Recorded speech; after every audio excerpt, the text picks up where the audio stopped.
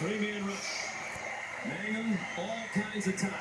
Steps into the throw, into the wind, down to the goal line, and caught! Touchdown, BYU! Mitch Matthews on the last play of the game. The ruling on the field is a touchdown. The previous play is under further review.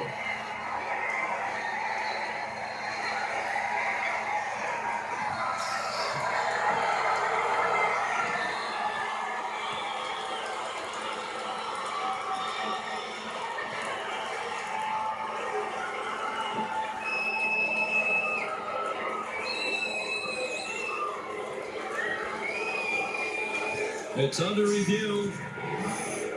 Was it a catch, and did he break the play to the end zone? Are the two issues. Three defenders on Mitch Matthews.